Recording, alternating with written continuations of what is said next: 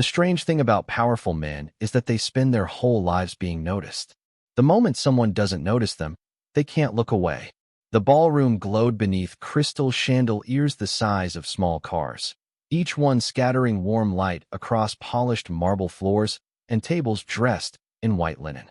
Waiters moved like clockwork between Manhattan's wealthiest donors, balancing silver trays filled with champagne that probably cost more than my monthly rent. I stood near the back of the room with a paper program folded in my hands, wishing I had chosen more comfortable shoes. The charity gala wasn't really my world. I was only there because the principal of my elementary school had convinced me to attend after our art program was nominated for a Community Impact Award. Around me, conversations floated through the air. Real estate deals, investment portfolios, vacation homes in Aspen. It felt like everyone in the room spoke a language made entirely of money. Then the room changed. It happened so quickly that I almost missed it. A wave of attention rolled across the ballroom as people turned toward the entrance. Conversations softened, smiles sharpened, shoulders straightened, the kind of reaction that only happened when someone important arrived. I followed their gaze and saw him. Damian Blackwood. Even if you lived under a rock, you knew the name. Billionaire investor. Real estate mogul. The man behind half the skyline visible through the ballroom windows. He stepped inside wearing a black tuxedo that fit perfectly, moving with the effortless confidence of someone who had never once wondered if he belonged in a room. Because every room belonged to him. Cameras flashed. Donors hurried forward. A city councilman practically jogged to shake his hand. Damian greeted them with polite smiles, but something about him seemed detached, as if he'd attended 1,000 events exactly like this and found every one of them boring. The gala host soon invited him onto the stage. The applause started before he even reached the microphone. Tonight, the host announced, Mr. Blackwood has generously pledged $50 million toward educational initiatives across New York City. The room erupted. People leaped to their feet. Some even looked emotional. $50 million. The number was so large it barely felt real. I clapped politely from my seat. It was an incredible donation. Truly. But as everyone around me stood cheering, I stayed seated. Not out of disrespect. Not because I wasn't grateful, but because I had spent 7 years teaching children in overcrowded classrooms. I had learned that changing lives wasn't measured only in dollars. Sometimes it was measured in patience, in showing up every day, in believing in someone long before they believed in themselves. Money mattered. Character mattered more. The applause finally faded. Damian thanked the audience with a brief speech. Then his gaze drifted across the ballroom. I wasn't paying attention anymore. I had already returned to reading the program in my lap. What I didn't realize was that his eyes had stopped on me.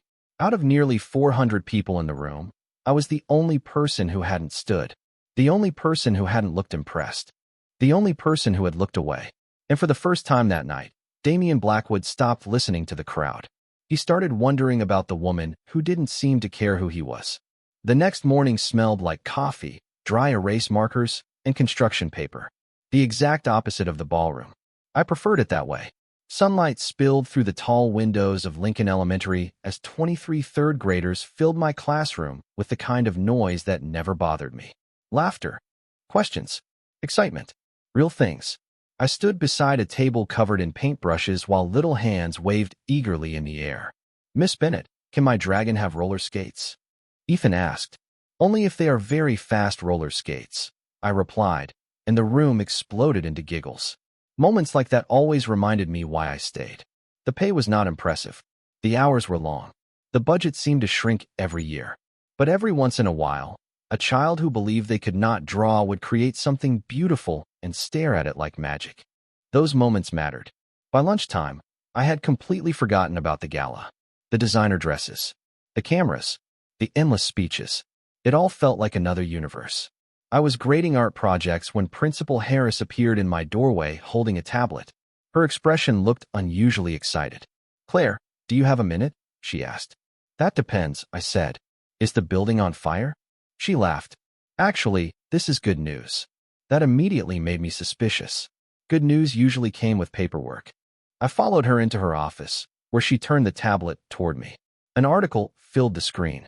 A photograph of Damian Blackwood stood beneath a headline discussing his massive donation from the previous evening. That is a lot of money, I admitted. It is, Principal Harris said. And apparently his foundation is reviewing schools for additional grants. I nodded politely. That would be wonderful. Wonderful, she repeated. Claire, we could finally replace half the supplies we have been stretching for years. She was right. Our art department operated on miracles and discount coupons. Still, something about the conversation made me uncomfortable. I hope they choose schools that truly need it, I said. Principal Harris smiled. You always say things like that. Because it is true. She shook her head affectionately and returned to her desk. The rest of the afternoon passed in a blur of classes and meetings. By 5 o'clock, the halls had emptied. I packed my tote bag and stepped outside into the cool Manhattan evening. The city hummed around me. Taxi horns, distant sirens, the steady rhythm of thousands of people moving towards somewhere important. My apartment was 6 subway stops away. Small, modest, perfect. I stopped at a neighborhood grocery store to pick up milk and fresh fruit before heading home. That was when I noticed the black SUV parked across the street. It looked expensive enough to buy my entire apartment building. The tinted windows reflected the fading sunlight. I barely glanced at it before continuing toward the subway entrance. What I did not know was that someone inside the vehicle was watching. Not because he planned to approach me. Not because he intended to speak. Simply because for the first time in years, Damian Blackwood had become curious. And curiosity was something he almost never ignored. Curiosity is a strange thing. Most people think it begins with answers. In my experience, it begins with questions that refuse to leave. 3 days passed before I realized the black SUV had not been a coincidence. Not because anyone approached me. Not because anything dramatic happened. It was the small things. The coffee shop owner on Lexington suddenly telling me my order had already been paid for. The anonymous donation of new paint supplies arriving at school without a return address. The feeling that invisible threads were moving somewhere beyond my view. I tried to ignore it. Life was busy enough. Parent conferences filled my afternoons. Student projects covered every available surface in my classroom. One little girl spent an entire week building a cardboard castle for a history assignment. Another student proudly informed me that his dog had eaten his homework and then looked disappointed when nobody seemed surprised. Those were the things that occupied my mind. Not billionaires. Not galas. Not mysterious acts of generosity. Across the city, however, someone else was paying attention. Damian Blackwood sat alone in the top-floor conference room of Blackwood Holdings. Floor-to-ceiling windows revealed the Manhattan skyline, glowing beneath a gray afternoon sky. Executives filled the long table discussing acquisitions, quarterly forecasts, and development projects worth hundreds of millions of dollars. Damian heard every word, yet somehow none of it held his attention. A file rested beside his hand. Thin, ordinary, simple. Claire Bennett, 27 years old, elementary school art teacher. No scandals, no controversies, no hidden ambitions, no carefully curated social media empire. In fact, she barely used social media at all. That alone surprised him. Most people documented every meal, every vacation, every achievement. Claire seemed content living her life without broadcasting it. He turned another page. Volunteer work. Weekend community art programs. Fundraising events for underfunded schools. The more he read, the stranger it became. There was nothing extraordinary about her history, yet everything about her felt rare. One executive paused mid-presentation. Mr. Blackwood? Damian looked up. Sorry. Continue. The meeting resumed. 15 minutes later, he ended it early. That had never happened before. His assistant noticed immediately. Everyone noticed when Damian Blackwood changed routine. Later that evening, I sat cross-legged on my apartment floor grading assignments while a baseball game played quietly on television. Rain tapped gently against the window. My phone buzzed. Principal Harris. I answered. Please tell me the school is not flooding again. She laughed. Not this time. Claire, you are not going to believe this. That is usually not a good sign. The Blackwood Foundation just requested a private meeting with our art department. I stared at the wall. Why? Apparently, they are considering a major educational partnership. The words hung in the air. For a moment, I remembered the ballroom. The applause. The man everyone watched. When is the meeting? I asked quietly. Tomorrow afternoon. After we hung up, I looked out at the rain streaking down the glass. Somewhere beyond those clouds, Manhattan glittered with wealth and influence. Somewhere in that city, Damian Blackwood had noticed a teacher who had barely noticed him. And neither of us understood yet how much that single moment was about to change everything. The next afternoon arrived wrapped in low clouds and steady rain. Water streamed down the classroom windows while my students worked on watercolor landscapes, completely unconcerned by the weather outside. I envied them. Children had a remarkable ability to focus on what mattered. A paintbrush, a story, a dream. Adults complicated everything. By 3 o'clock, the final bell echoed through the halls, and the building slowly emptied. I gathered my notes and headed toward the conference room where the meeting with the Blackwood Foundation was scheduled. Principal Harris was already there, smoothing invisible wrinkles from her blazer. 2 district administrators sat nearby reviewing documents. Everyone looked nervous. Everyone except me. Perhaps because I still could not understand why a billionaire would care about a small public school art department. 5 minutes later, the conference room door opened. 3 people entered. The first was a woman in a navy business suit carrying a tablet. The second was a man with a stack of folders tucked beneath one arm. The third made the room fall completely silent. Damian Blackwood stepped inside. The atmosphere shifted instantly. Not because he demanded attention. Quite the opposite. He barely seemed aware of the effect he had on people. Rain darkened the shoulders of his charcoal overcoat. His expression remained calm, composed, unreadable. Yet somehow everyone sat a little straighter. "Thank you for meeting with us," he said. His voice was smooth and controlled. The kind of voice people listened to without realizing it. Introductions followed. Handshakes. Formalities. When my turn came, Damian's eyes met mine for the first time since the gala. There was a flicker of recognition. Brief. Intentional. "Miss Bennett," he said. "Good to see you again." Principal Harris nearly dropped her pen. Apparently, she had not expected him to remember my name. Neither had I. The meeting began. Discussions about funding, program expansion, new equipment, scholarships. Everything sounded wonderful on paper. Yet as the presentation continued, something bothered me. Damian announced a proposal large enough to transform our entire department.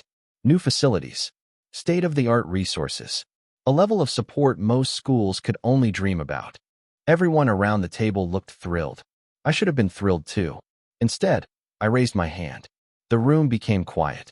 One administrator looked horrified. Damian looked interested. "I have a question," I said.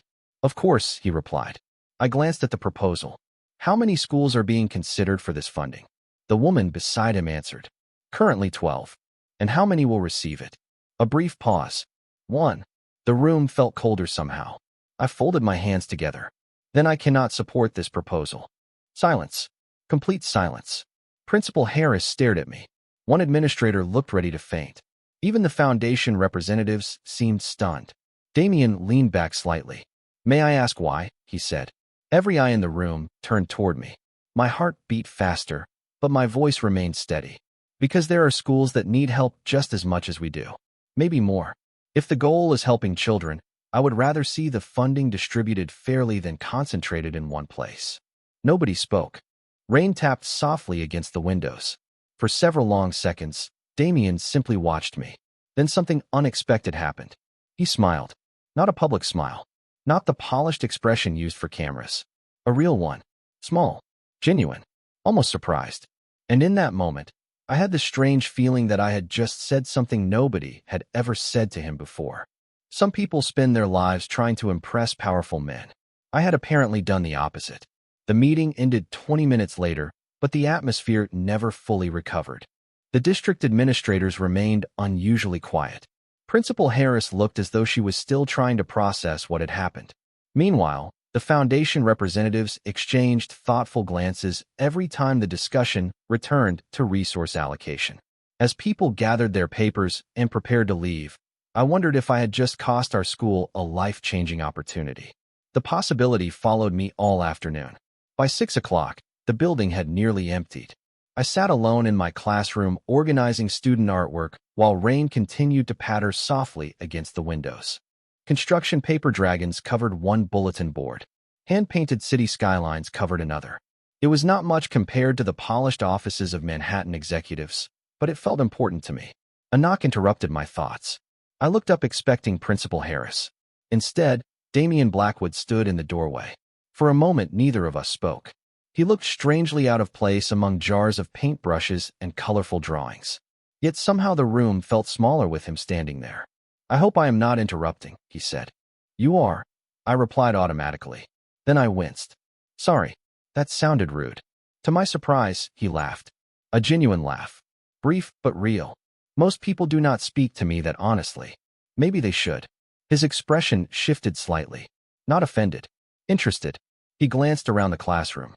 "You built all this." The students did most of the work. He walked slowly toward a display wall covered in artwork. "These are impressive. Third graders would be very happy to hear that." He studied a watercolor painting of Central Park. "You really believe the funding should be divided?" "Yes. Even if it means receiving less yourself?" I leaned against a desk. Children do not care which school they attend when they need help. Silence settled between us. Not uncomfortable silence. Thoughtful silence. Outside, headlights reflected across rain-soaked pavement. Inside, the smell of paint and paper lingered in the air. Damien looked around the room again. "Do you know what most people ask me for?" "Money. Usually within the first 5 minutes." I smiled despite myself. "Then your life is exactly what I imagined." He smiled back. There it was again. That unexpected reaction, almost as if he enjoyed being challenged. "And what do you imagine about me?" he asked. I considered the question carefully. "Honestly, always. I think you are used to solving every problem with resources." His eyebrows lifted slightly. "And I think you are probably very good at it." He nodded once. Fair assessment. I packed the final stack of student projects into a cabinet and reached for my coat. The conversation should have ended there. Instead, Damien surprised me again. "Would you have dinner with me?" The question arrived so calmly, it took a second to register. I blinked.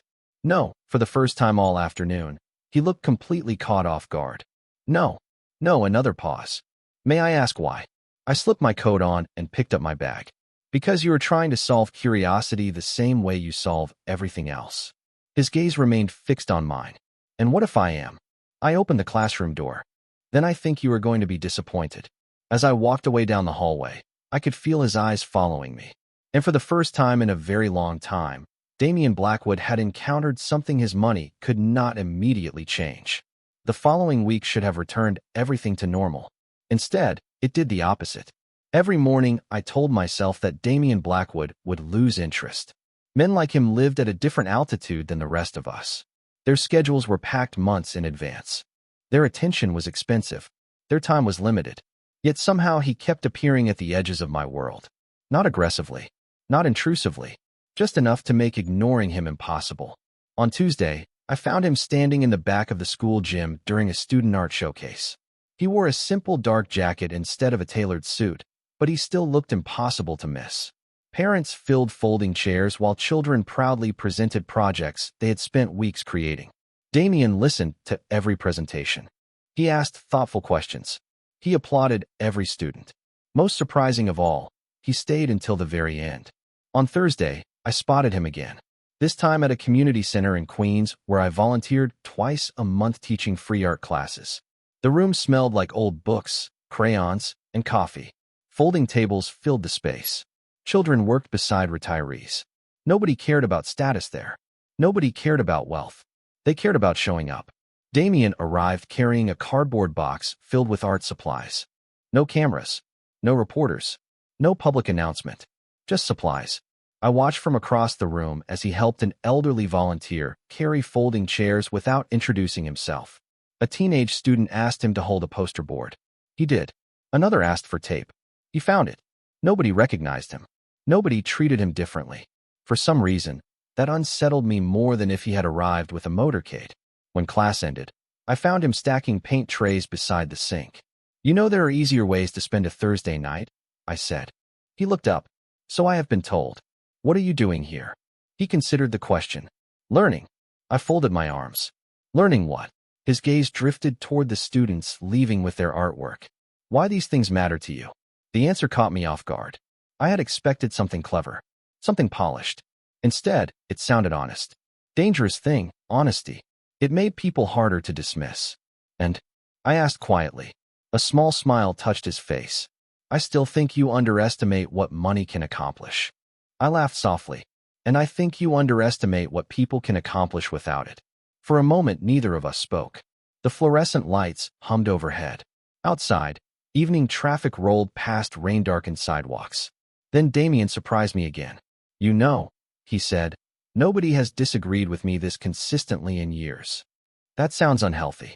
It probably is. I smiled despite myself. That was becoming a problem. The conversation felt too easy, too natural, as though the gap between our worlds disappeared whenever we spoke. I gathered my bag and headed toward the exit. Before stepping outside, I glanced back. Damien remained standing beside the paint trays, watching the room empty. Not looking like a billionaire. Not looking like the most powerful man in any room. Just looking thoughtful. And for the first time, I caught myself wondering whether curiosity was no longer a problem that belonged only to him. There is a moment when curiosity becomes something else. The problem is that nobody ever notices exactly when it happens. 2 weeks later, a crisp Saturday morning found me standing in Central Park beneath a sky so blue it looked painted. The community center was hosting an outdoor art fair for children, and volunteers were everywhere setting up tables, easels, and display boards. The smell of fresh coffee drifted through the cool air. Families filled the walking paths. Dogs chased tennis balls. Children ran between booths carrying colorful drawings that fluttered in the breeze. It was the kind of day that reminded me why New York could still feel small despite its size. I was hanging student artwork on a display wall when a familiar voice spoke behind me. "You always seem busiest when everyone else is relaxing." I turned and found Damien standing there holding 2 cups of coffee. He wore dark jeans and a navy sweater instead of the expensive suits I had grown accustomed to seeing. For a second, he looked less like a billionaire and more like a man enjoying a Saturday morning. "You know," I said, accepting the coffee, "most people would spend weekends doing something easier." I have heard that argument before. From me. Frequently. I laughed. The sound surprised both of us. Somewhere along the way, our conversations had stopped feeling unusual. That realization should have worried me more than it did. Together we walked through the fair, while children proudly explained their projects. Damien listened to every one of them. A little girl spent 5 full minutes describing a painting of a purple elephant wearing sunglasses. He listened as though she were presenting a billion-dollar business proposal. Another student proudly handed him a paper crown decorated with glitter. Without hesitation, he put it on. The children cheered. I stared at him in disbelief. Nobody would believe this if I told them. Then it is fortunate nobody important is watching. His answer made me smile again. Later that afternoon, we sat on a park bench overlooking a pond where sunlight shimmered across the water. For the first time, neither of us seemed in a hurry to leave. The city moved around us in a blur of motion and sound. Runners passed by. Families spread picnic blankets across the grass. A street musician played a saxophone somewhere in the distance. "Can I ask you something?" Damien said. "That depends. Why did you become a teacher?" The question caught me off guard. Most people asked about salary, schedules, or summer vacations. Nobody ever asked that. I looked toward the water. Because somebody believed in me when they did not have to. His expression softened slightly. "And now you do the same for other people." "I try." For a long moment, he said nothing. Then he nodded once, almost to himself, as if a piece of a puzzle had finally clicked into place.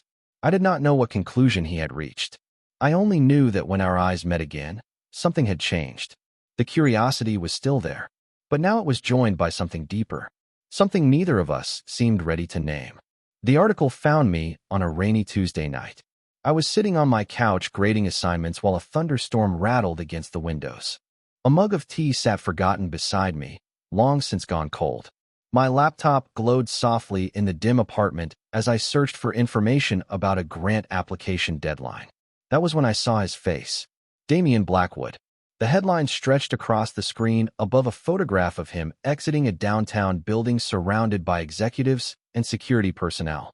I almost scrolled past it. Almost. Then I noticed the details. Acquisition reports. Corporate holdings. International investments. Companies connected through layers of ownership structures. Numbers so large they felt unreal. Billions upon billions of dollars. Entire neighborhoods shaped by decisions carrying his signature. The deeper I read, the more uncomfortable I became. Not because of anything criminal or scandalous. Quite the opposite. Everything appeared legal. Impressive. Successful. Yet something about it felt overwhelming.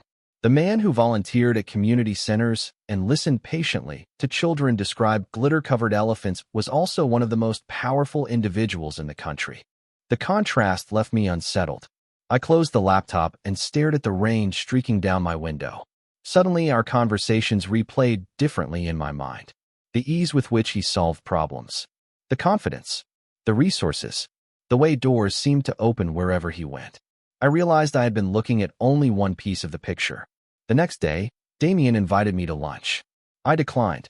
The day after that, he called. I did not answer. By Friday, I had successfully avoided him for nearly 4 days. Unfortunately, Principal Harris ruined my streak. "There is someone here to see you," she announced after school. The look on her face told me exactly who it was. I found Damien standing outside near the faculty parking lot. The afternoon sky hung gray overhead. Cold wind tugged at the branches of nearby trees. He looked relieved when he saw me, which somehow made everything harder. "You have been avoiding me," he said. "Very observant. May I ask why?" I looked away toward the street. Cars rolled past in steady streams beneath the fading daylight. "Because I finally read about you." Silence followed. Not defensive silence. Careful silence. "And?" he asked quietly. I laughed without humor, and I realized I have been having coffee with someone who could probably buy half the city. His expression remained unreadable. "That bothers you." "Should it not?" For a long moment, neither of us moved. Wind carried fallen leaves across the sidewalk between us. Then Damien surprised me. "Claire, do you know what bothers me?" I folded my arms. "What?" His gaze held mine steadily. "That after everything you learned, the only thing you seem worried about is my bank account." The answer caught me off guard. "What is that supposed to mean?" "It means you spent weeks getting to know me." His voice remained calm. "Now you know a number attached to my name, and suddenly you are acting as though everything else disappeared." I opened my mouth to respond. Nothing came out, because part of me feared he was right, and part of me feared he was not. The hardest truths are the ones that arrive quietly. After that conversation in the parking lot, I spent the entire weekend replaying Damien's words in my head. Every lesson plan I prepared, every errand I ran, every attempt to distract myself somehow circled back to the same question. Had I really changed the way I saw him because of a number? Monday morning arrived wrapped in cold autumn sunlight. The city looked sharper somehow, brighter, more awake. I stood at the front of my classroom helping students prepare for an upcoming art competition when my phone buzzed with an unfamiliar number. Normally, I would have ignored it. Something made me answer. "Miss Bennett," a woman's voice asked. "Yes. My name is Rebecca Lang. I represent the New York Children's Arts Alliance. We would like to invite you to serve on a citywide educational advisory panel." I nearly dropped my coffee. The organization was one of the most respected nonprofit groups in the state. "I think you may have the wrong person," I said carefully. "Not at all. Your community work and educational programs have been recommended by several organizations." After the call ended, I sat frozen behind my desk. By lunchtime, 2 more emails arrived. One from a statewide education conference. Another from a youth arts initiative requesting consultation. The timing felt impossible. Coincidental. Convenient. Suspicious. By the end of the day, I found myself standing outside Blackwood Holdings. The skyscraper stretched into the clouds above me like something carved from steel and ambition. The lobby alone looked larger than my entire apartment building. Marble floors reflected sunlight from towering glass walls. People moved through the space with purpose and confidence. Everyone seemed to know exactly where they were going. Unlike me. 10 minutes later, I was escorted to the executive floor. Damien stood near the windows overlooking Manhattan when I entered. He turned as the door opened. "Claire, did you do this?" I asked immediately. His expression shifted with genuine confusion. "Do what?" "The invitations. The advisory panels. The organizations contacting me." For several seconds, he simply stared. Then he sighed softly. "No, honestly. Honestly." I studied his face, looking for hesitation, looking for signs of manipulation. I found none. "Then why is all of this happening?" I asked. Damien walked toward his desk and picked up a folder. He handed it to me. Inside were photographs of student projects, newspaper articles, volunteer recognitions, community awards, and educational reports. Years of work. Years I had barely thought about. "Because people noticed," he said quietly. I looked down at the pages. "I never asked for attention." Most people who deserve it never do. The room fell silent. Outside the windows, Manhattan stretched in every direction beneath a clear blue sky. For the first time, I began to understand something important. Damien had not been trying to change who I was. If anything, he seemed determined to make me see what everyone else already saw. And somehow that realization felt far more dangerous than all the money in the world. The city looked different after that day. Not because the buildings had changed. Not because the traffic moved any slower. The difference was inside me. For weeks, I had been trying to fit Damien into a category that made sense. Billionaire, executive, philanthropist, powerful man. Yet every time I thought I understood him, something complicated the picture. A few days after my visit to Blackwood Holdings, I found myself attending a statewide education conference in Albany. The invitation that had seemed so suspicious now felt earned. Still unfamiliar. Still overwhelming. But earned. Hundreds of educators filled the convention center. Teachers, administrators, nonprofit leaders, and community advocates gathered beneath bright lights and enormous banners celebrating educational innovation. I spent the morning participating in workshops and panel discussions. By lunchtime, my social battery was nearly exhausted. I escaped to a quiet outdoor terrace overlooking the Hudson River. The autumn air carried a crisp chill. Golden leaves drifted through the sunlight. For the first time all day, everything felt peaceful. My phone buzzed. Damien. I stared at the screen for 3 full seconds before answering. How is Albany? He asked. Crowded. That sounds like a teacher's version of a complaint. I smiled despite myself. How did you know I would be outside? Because every conference eventually becomes too much for you. You sound very confident. I have been paying attention. The honesty of that answer left me unexpectedly quiet. Below the terrace, the river reflected sunlight like polished glass. Claire, he asked gently. Yes. Did you enjoy today? I looked toward the conference hall where hundreds of educators continued moving between sessions. I think so. That is not very convincing. I am still getting used to people treating my opinions as valuable. The silence that followed felt thoughtful rather than empty. Then Damien spoke. That has always been their mistake. Not yours. Something tightened in my chest. Nobody had ever said that to me before. Not quite like that. Not with such certainty. Later that afternoon, I was invited to participate in an impromptu discussion panel. The room held nearly 300 attendees. Public speaking had never frightened me, but the size of the audience certainly did. My hands felt cold as I stepped onto the stage. The moderator introduced each speaker. Applause filled the room. Then came my turn. Questions about education, community engagement, student development. I answered honestly, the same way I always had. By the end of the session, people lined up to continue the conversation. Teachers thanked me. Administrators requested ideas. Community leaders asked for collaboration. It felt surreal, as though I had somehow stepped into someone else's life. That evening, while waiting for my train back to Manhattan, I checked my phone. One message waited. It was from Damien. No grand gesture. No elaborate speech. Just a photograph. Someone had snapped a picture of me speaking during the panel discussion. Beneath it was a single sentence. See, they noticed too. I stared at the screen while commuters hurried around me beneath the station lights. For the first time, I realized something important. Damien had never been trying to make me become someone different. He had simply been standing there, patiently waiting for me to see the person I already was. Success has a strange way of changing the questions people ask you. A month earlier, most conversations in my life had revolved around lesson plans, art supplies, and school budgets. Now reporters occasionally requested interviews. Educational organizations sent invitations. Community leaders asked for advice. None of it felt entirely real. One chilly evening in November, I stood on the rooftop terrace of a nonprofit fundraising event overlooking the Manhattan skyline.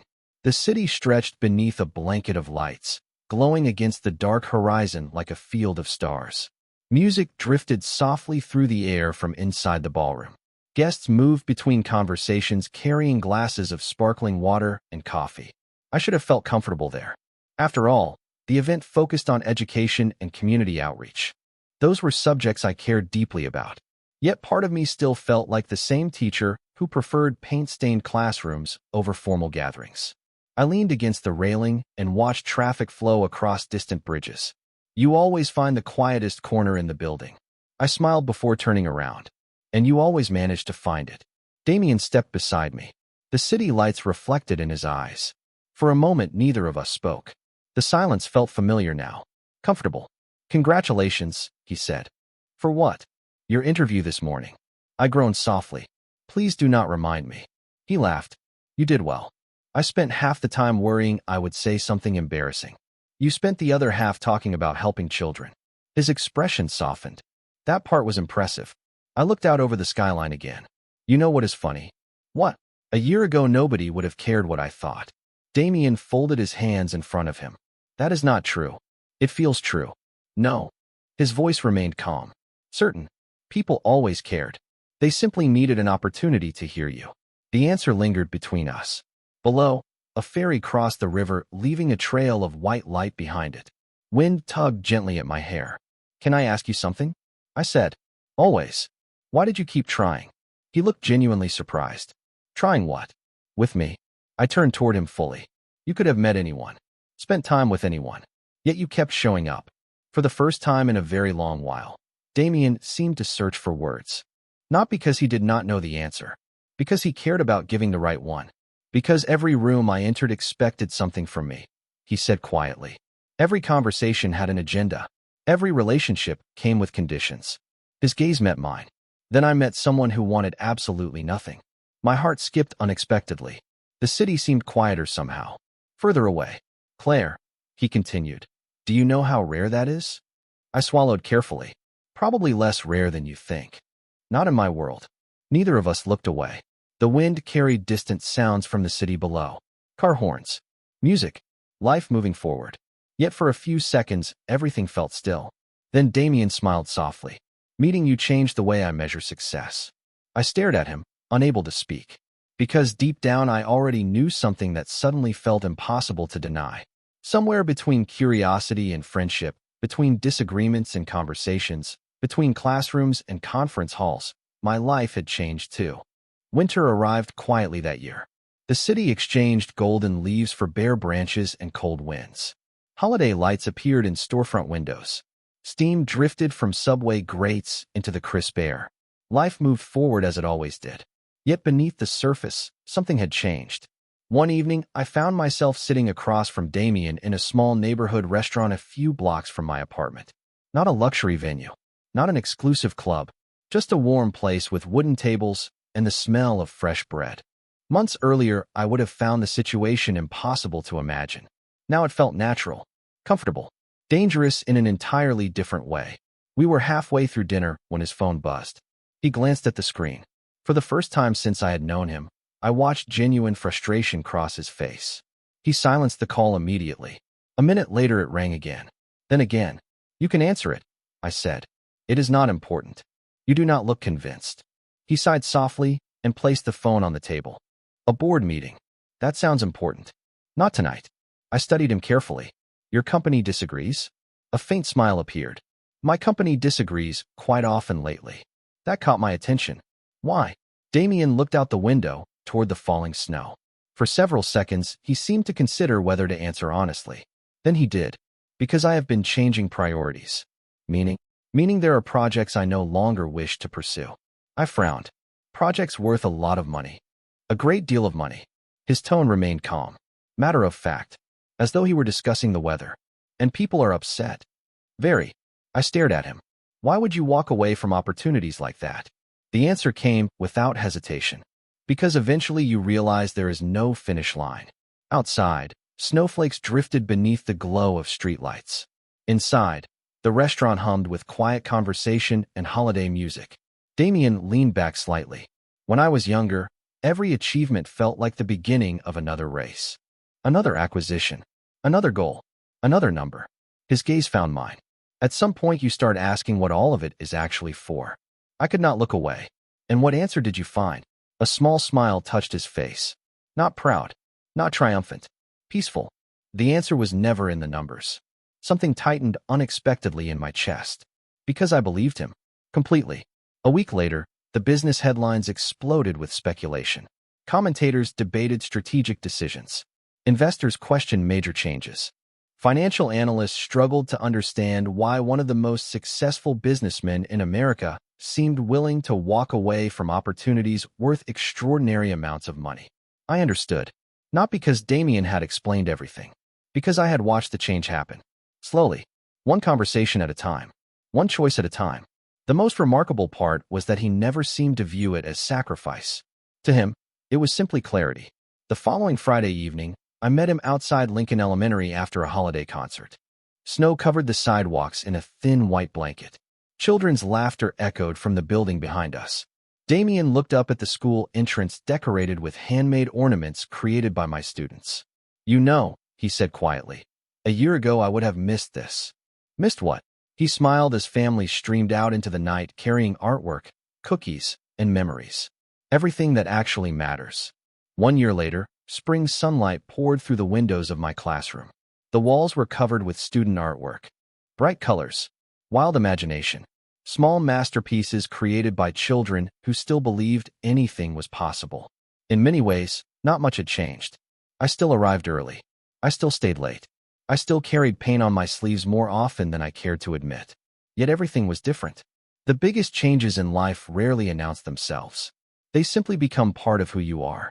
The morning bell had not rung yet when a group of students rushed toward me, carrying posters for the annual community art exhibition. Excited voices filled the room. Questions flew in every direction. Laughter echoed down the hallway. It was chaos. Wonderful chaos. As I helped hang decorations, movement outside the classroom door caught my attention. I looked up and smiled immediately. Damien stood in the hallway watching the scene unfold. His expression carried the same quiet warmth I had grown accustomed to seeing whenever children were involved. He stepped inside carrying a box of supplies. "You are early," I said. "I was told punctuality is an important life skill." "By third graders?" "The strictest teachers I know." The students surrounded him instantly. Questions, stories, art projects, requests for help. He handled every one of them with patience that would have shocked the business world. Watching him interact with them still amazed me sometimes. Not because he was pretending, because he was not. Somewhere along the journey, the man who once measured success in acquisitions and financial reports had discovered something better. Connection, purpose, presence. Later that afternoon, after the exhibition ended and families slowly drifted home, the school finally became quiet. Sunlight stretched across empty hallways. Children's artwork remained displayed throughout the building like colorful reminders of the day. Damien and I walked through the silence together. No speeches, no reporters, no audiences, just us. We paused near the entrance where hundreds of students had passed through over the years. I looked around the building that had shaped so much of my life. "Do you ever miss it?" I asked. "Miss what?" "The race." He smiled softly. "Not for a second." Outside, the city moved beneath a sky painted gold by the setting sun. Cars passed. People hurried home. Life continued forward exactly as it always had. Yet standing there, I realized something important. Damien had never needed saving. Neither had I. What we needed was perspective. He taught me that my voice mattered. I taught him that value could not always be measured. Somewhere between those lessons, we built something neither of us had expected to find. He reached for my hand. A simple gesture. Familiar. Steady. Real. Together we stepped outside into the evening light. The city stretched endlessly before us. Full of opportunity. Full of uncertainty. Full of possibility. And for the first time, neither of us felt the need to chase the entire world. Because sometimes the richest life is not the one built from power or wealth. Sometimes it is built from showing up, day after day, for the people who matter most. And in the end, that was the lesson neither of us would ever forget.